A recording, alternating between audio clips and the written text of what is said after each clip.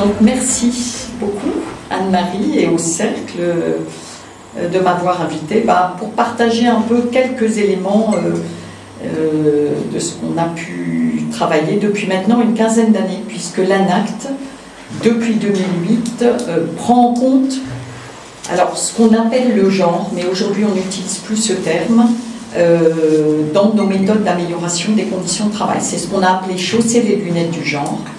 Et l'hypothèse que nous avons faite en 2008, à l'époque c'était les troubles musculo-squelettiques, les questions de risques psychosociaux, c'est que prendre en compte les situations de travail et de vie différenciées des femmes et des hommes nous permettrait d'affiner nos diagnostics, nos recommandations, et de produire des recommandations en matière de prévention ou d'organisation du travail pour toutes et tous. Ça, c'est très très important parce qu'il ne s'agit pas, autant nous sommes pour une analyse différenciée dans l'analyse des situations de travail, donc on a besoin de données sexuées en santé au travail, sur les conditions de travail, sur les risques, mais nous avons une approche universelle en termes de dispositifs de prévention ou d'organisation de travail. Le but, c'est d'améliorer la situation de toutes et tous. Et là, je reprendrai d'ailleurs le terme du rapport devise, et je reprends celle des ergonomes, adapter le travail à l'homme et à la femme, c'est-à-dire prendre en compte la réalité du travail des femmes et des hommes.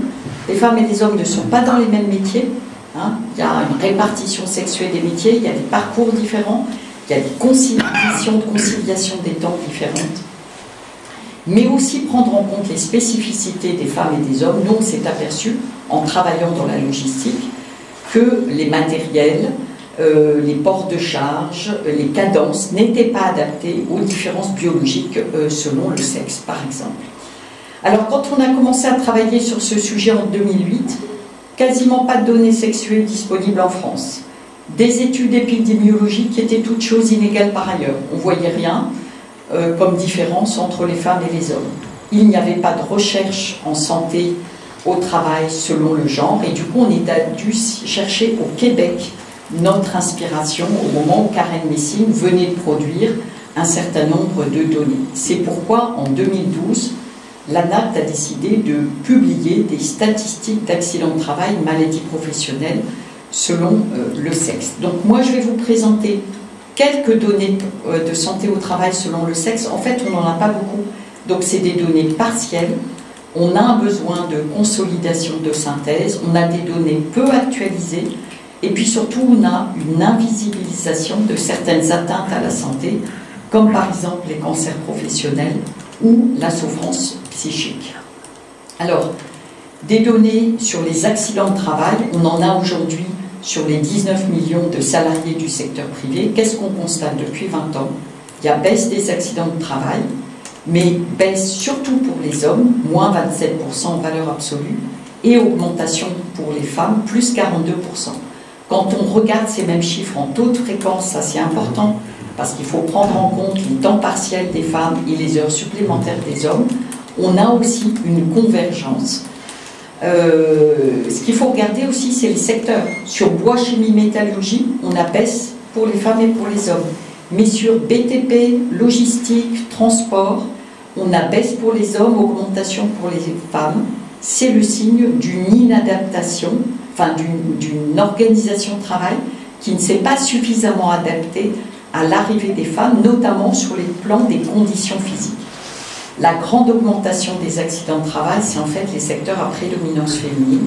Les femmes rentrent dans les métiers de la santé, du social, du commerce, même de l'agroalimentaire, de la banque, de l'administration, mais sur des postes exposés aux risques professionnels, mais ils sont invisibilisés, et les politiques de prévention sont trop récentes.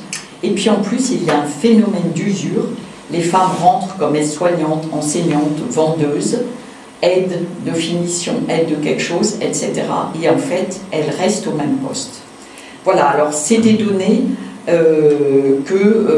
voilà, qui méritent plus d'affinement pour pouvoir mieux comprendre pourquoi on en est arrivé là.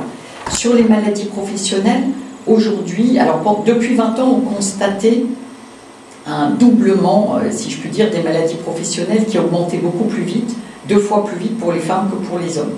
Depuis 2011, il y a eu une revue du tableau de maladies professionnelles, ce qui fait qu'on a autant de maladies professionnelles pour les femmes que pour les hommes.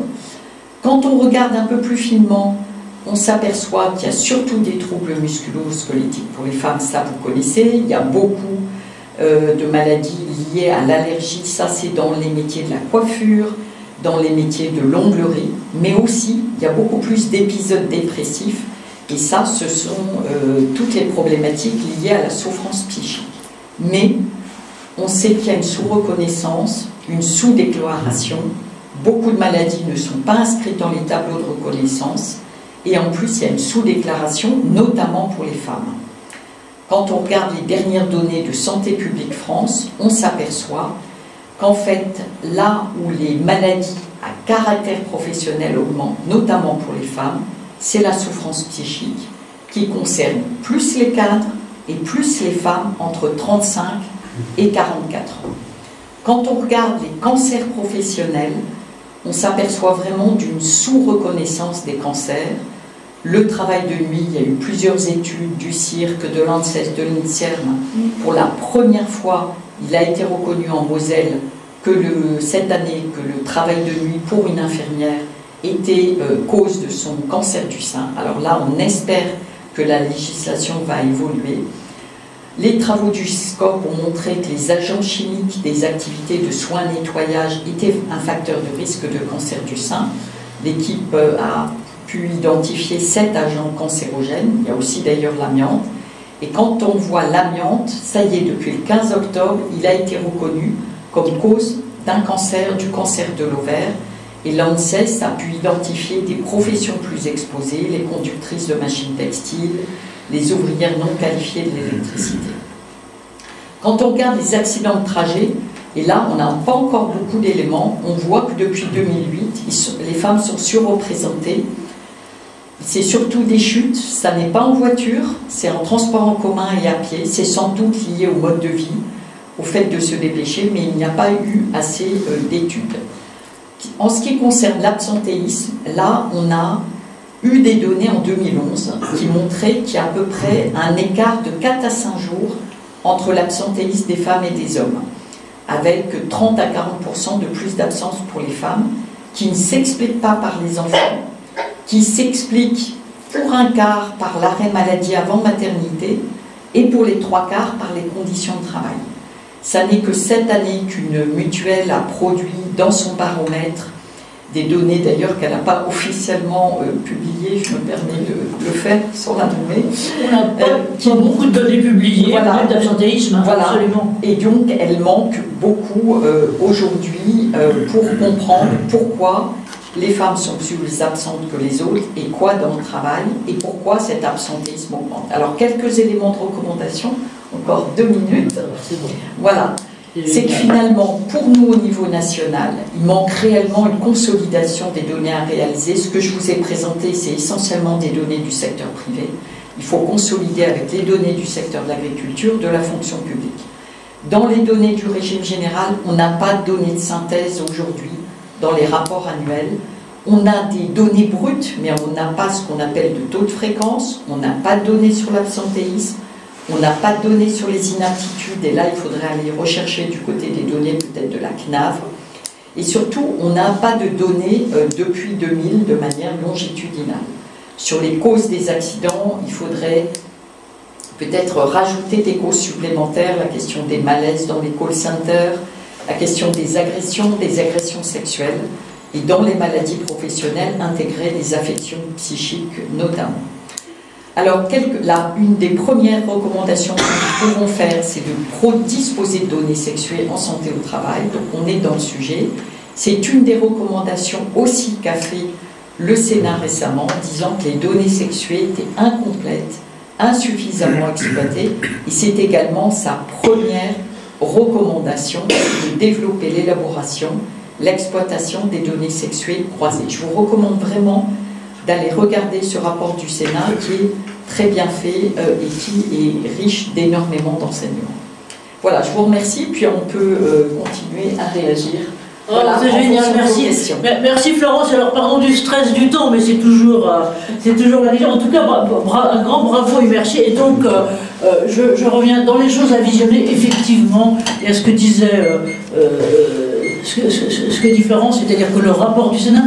Florence, une question, parce qu'ils vont tous me la poser, et j'aurais tendance à leur dire oui. Mais c'est ton support, est-ce qu'on pourra... Bien sûr, voilà. bien sûr. Donc voilà, donc non seulement il y aura, attendez que j'affiche mon truc, non seulement on aura replay, blablabla, voilà, je vais arrêter le partage pour un temps, personne ne parle, on va afficher les caméras actives, voilà, et donc non seulement vous aurez le replay lundi prochain ou plus tard, mais en même temps on aura donc aussi les supports. Donc merci. Voilà.